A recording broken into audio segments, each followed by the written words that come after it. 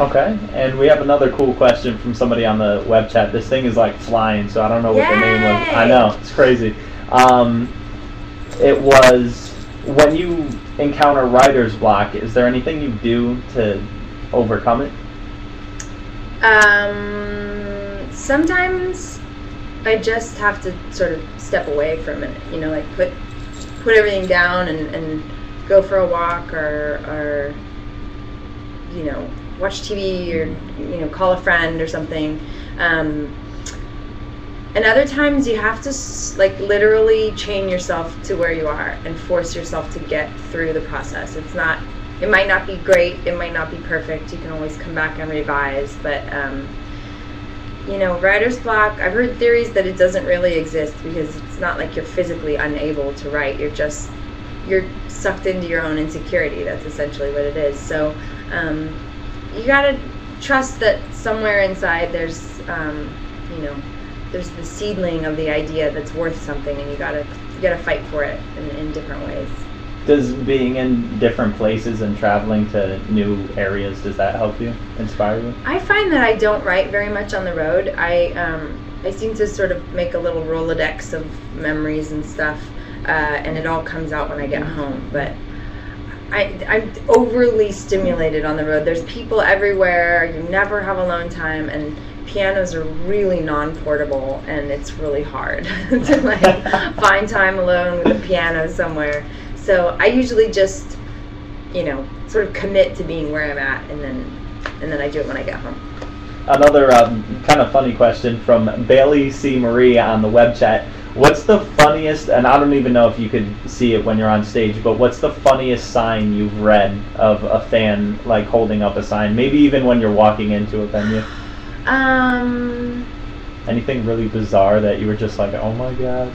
Well, these kids made some t-shirts like out of duct tape that I think that it just had my name on it, but I was like, that's a lot of work, and like, because that's true commitment right there. And that was in Texas, and I read it from across the room there. But a lot of people want to sing, they want to come up and sing on stage, and it's hard. I've done it a couple times, and sometimes it works and sometimes it doesn't, and so it's really, you know. Do they like try to take over the whole concert and you have to take them off the stage? That's happened. That's happened. That's happened. But, you know, it's such a sweet sentiment, you know, and of course I love the fact that people want to sing. I think that's beautiful. But it's my show, damn it. Just kidding. Alright, and here's a really funny question. I don't know who this came from on the web chat, because like I said, it's flying. But if you could be two animals at the same time, what would you be, and what would it sound like? Okay. If I could be two animals at the same time, it would be a dolphin horse. And I would be able to ride like the wind on the land and then fly, you know, under the water. And it would sound like a clown horn because that's the only sound I can make. And it goes like this. Oh my god, that was amazing! Thank you. That was I'll do it again. Thank you. That's my hidden talent. That's fantastic. I'm really in awe right now. Oh yeah, I can see why. Alright, from Kelly in Hartford, Connecticut, when did you start to play piano? I started to play piano when I was about 6 years old, and we just had one in the house, and my oldest sister played piano and my dad played piano, and so I think I followed suit, and I took lessons for a little while and then I quit because I didn't like them, which I'm not a fan of, and I don't suggest that for other people, but I never really sort of fell out of love with the piano. I spent hours doing that every day. So yeah, I was a little tyke.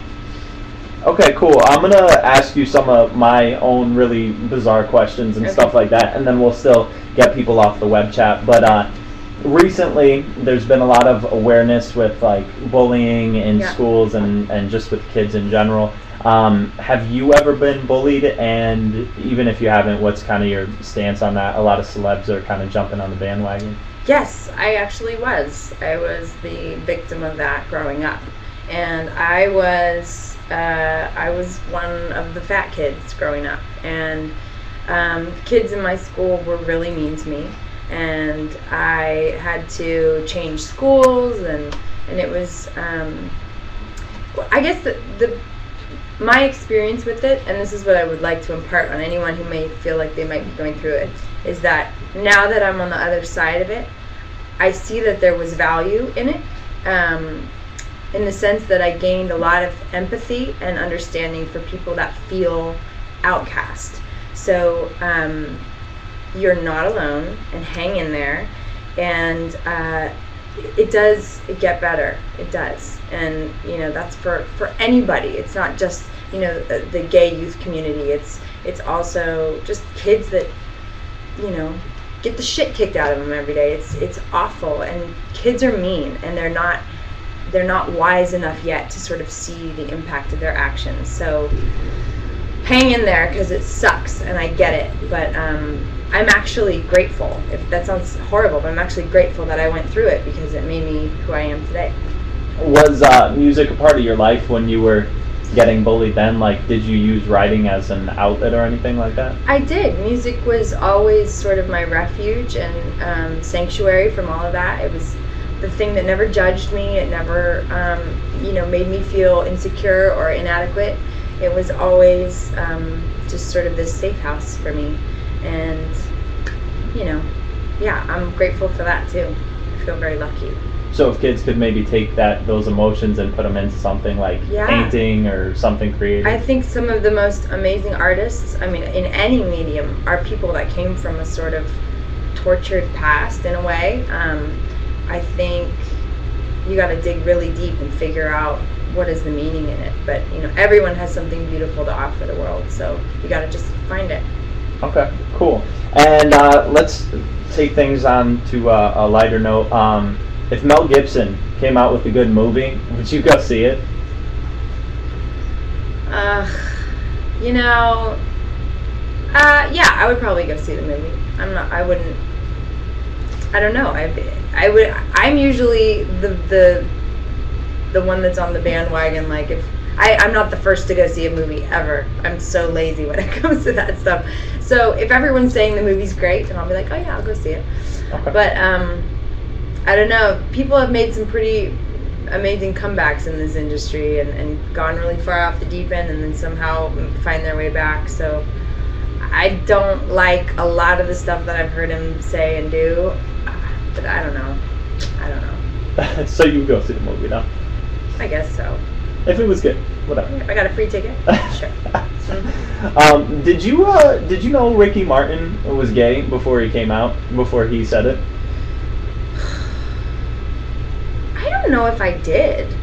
I think I'm pretty naive about a lot of things, and I think I probably just took him at face value. I think there's a lot. He's very metro, but there's a lot of guys out there that sort of ride that line. So he was maybe ahead of his times, but he does gyrate. A lot. Yeah. So there's that. I don't know if you heard Nick Lachey and Vanessa Manillo. They're engaged now. I thought they already were. Well, seriously. I think it just happened like last week. So, I made that up. How long until they get divorced? Oh, that's a bad question. I don't know. 3 years? 5? This is you. It's not making it more than 5. They seem happy. Why should they get divorced? I hope they make it. Go, Nick and Vanessa. Go. Go for it. All right, cool. We had another person on the web chat. I don't know who it was, but they said that they love your style of clothes. Where do you go shopping? Where do you find stuff? Oh, all over the place. I like the sort of cheapy little, like H&M, Forever 21, kind of like, find something for $8 and be excited about it. And then, there's my splurge pieces as well, where I'll find something at a cool boutique somewhere, and all over. My favorite are sort of mom and pop shops. Like if you're in a new city and you see some little boutique that you can't find anywhere else, those are my favorite. Okay. And from another person on our web chat, For gossip, all your gossip news, do you prefer Perez Hilton or E! News? So I'm not a huge fan of gossip news, PS. And I think everyone has to remember that everybody's just people, and so I don't actually love that industry is whatever. But I would choose E! News over Perez. Okay. And from Pratt, said, you mentioned a while ago that you were really impressed with the new Rush documentary, Beyond the Lighted Stage. Yeah. Has your interest in that helped you with some of your own stuff, and has that?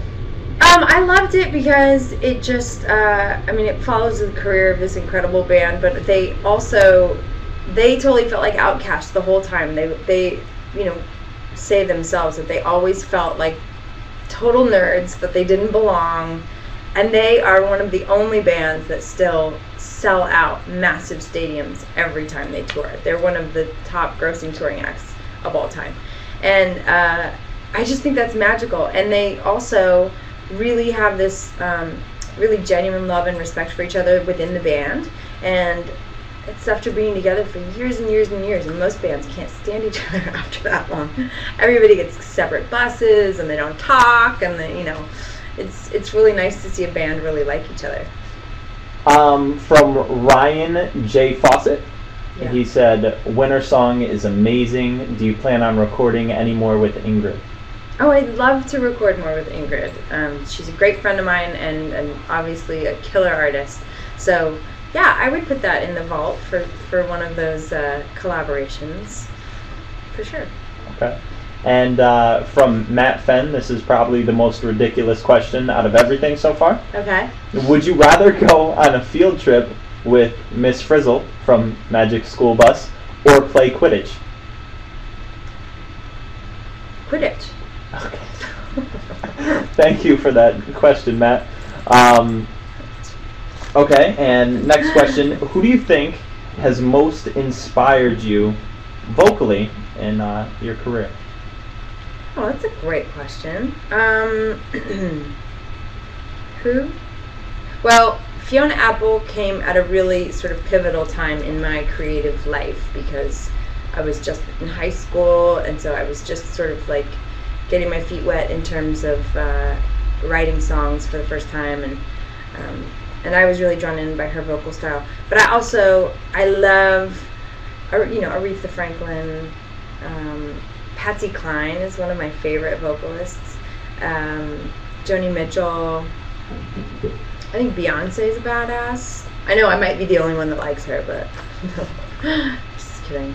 All right, fantastic. Well, again, thanks to everybody that's taking part in the chat and that listens to KC 101, KISS 95.7, and the River 105.9. I'm telling you, the response is insane here. Yay! Before we wrap up, why don't you just talk a little bit about your latest project and where people could follow you and see you perform and all that. Okay.